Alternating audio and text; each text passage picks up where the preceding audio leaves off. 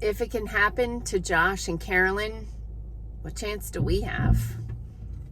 Hey, I'm Dr. Patty Barch. I'm a traditional naturopath, founder and owner of Naturally Unbridled Wellness and naturallyunbridled.com, where we focus on wellness solutions, not disease management. This is Down the Ridge with Dr. Patty, where I give you 7 to 10 minutes of holistic life and wellness information on my way to work. This is not medical advice. It's for entertainment purposes only. Nothing I say is true. Don't listen to me. Well, here in southeastern Minnesota, we had a gorgeous weekend.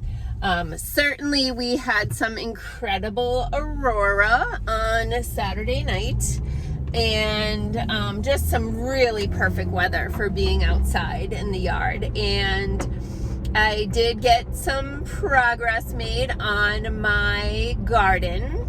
I went down to Westby, Wisconsin, and there's a nice greenhouse there, family-owned business, organic certified greenhouse, and they have vegetable starts. It's called Deep Rooted, if I didn't say that.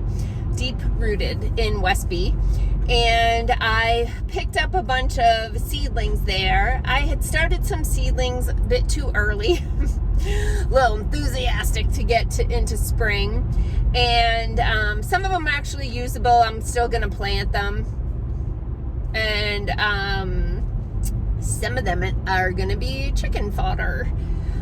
Anyway, really excited to get out in the garden and get some things planted. I probably have about 2/3 of my garden in at this point. I still have to plant my sweet potatoes and my whole squash tunnel, which is going to be a combination of squash, sweet potatoes, green beans, and cucumbers. All of those vining things will grow over the squash tunnel. I've got a bunch of seedlings, like I said, to plant. Some, the peppers look the best. I'm probably going to pitch the tomatoes, but we'll see. And there's some herbs in there too that I'll dig into those and see how bad they are. In any event, hoping that everyone watching this video is going to grow something this year. If you're only going to grow one thing, I just recommend a cherry tomato plant. They are amazing, right?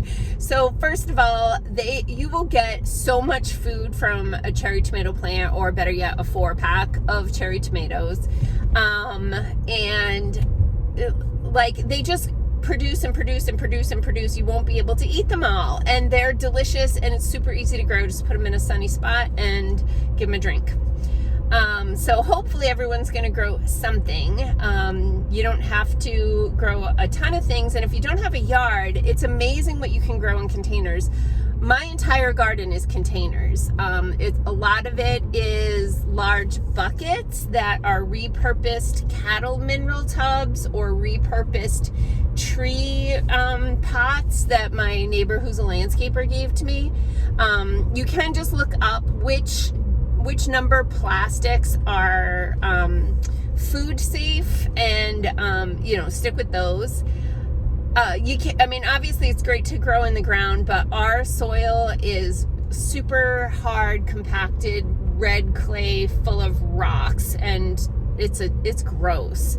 And it would take years to amend that soil to a point where it's going to be like good garden soil. So we're really having good success with pots. So if you're renting or you have a small yard, I encourage you to do some container gardening. It's easier than you think. Just make sure that you've got some holes drilled in the bottom of the containers so that they don't get waterlogged and rot your roots, because that will happen.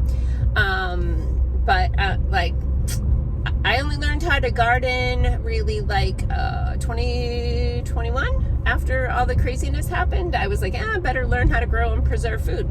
So I learned how to can, watching YouTube videos and just asking a few friends a few questions. And I learned how to garden. I bought some books, and I watched a bunch of YouTube videos.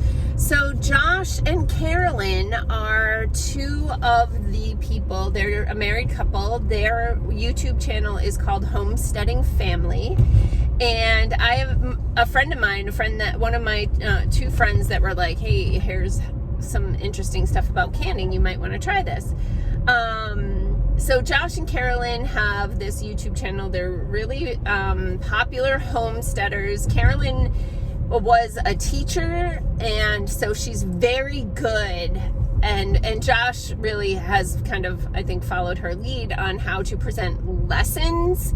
So they do a great job teaching, and they've got some amazing free content. The first thing I ever canned was beef stew, following Carolyn step by step, like how to do all the things. And I've learned a lot from them. I don't watch them as much as I used to. They have, like, I don't know, 12 or 13 children. It's mind-boggling. And I don't think they have any sets of twins, actually. Not sure though. So Josh and Carolyn did a video a month or two ago, and they were like, what the heck? Because these are like legit homesteaders, right? These people raise the vast majority of their own food. And they were having I think Carolyn more than Josh, but she was having some health issues, was having some trouble losing weight after her last baby. And she and Josh went to their local holistic physician, and they had some blood tests done. And they both came back with exceptionally high levels of Roundup in their blood, or glyphosate to be more specific. So glyphosate is the active ingredient in the commercial herbicide called Roundup. Now, commercial farmers will use Roundup to kill their whole crop at once so that they can harvest it all at once, and that will reduce moisture, reduce mold, that sort of thing. So it's used a lot in grains and legumes like soybeans, chickpeas, kidney beans, that sort of thing. So you've heard me say before, grains and legumes absolutely need to be organic whenever you buy them. But a lot of people, like just homeowners, some of which who don't garden at all, maybe some flowers, they've got a bottle of Roundup in their garden shed or whatever. Roundup is almost molecularly identical to Agent Orange, and they are spraying it on your food. So anytime you're getting a burger or a sandwich at a restaurant, except in rare circumstances where they are an organic restaurant, you're eating almost Agent Orange. And this, I kind of got a little triggered for what to post today, because a local gardening group that I belong to, somebody was talking about, oh, they have this invasive weed, and people were like, Roundup, Roundup, Roundup. Monsanto was the manufacturer of Roundup, and they, a couple years ago now, I think, were purchased by Bayer, large conglomerate out of Germany. And Bayer has been like really sucking wind on this Roundup or Monsanto purchase, because all of the lawsuits for all of the cancers, thousands and thousands of cases of people who developed mostly lymphoma, but other types of cancer after using Roundup. So there are lots of natural ways to control pests in the garden, and there are natural ways to control weeds and even invasive species, even though it can be a little bit challenging. But I'm going to encourage you to never use Roundup again. It's dangerous for your body. It's dangerous for your microbiome. It's dangerous from the planet. They say it's biodegradable, but that's a lie. It breaks down from its original form into like two separate forms, but those separate forms stay in the soil for an exceptional amount of time. And remember, this is almost Agent Orange. So support local, organic, sustainably raised agriculture, right? Sustainable farming practices for gardening and plant production and animal production. Support those people and get healthier food that's better for you and better for the planet. Peace out, peeps. Have a healthy day. Grow those cherry tomatoes.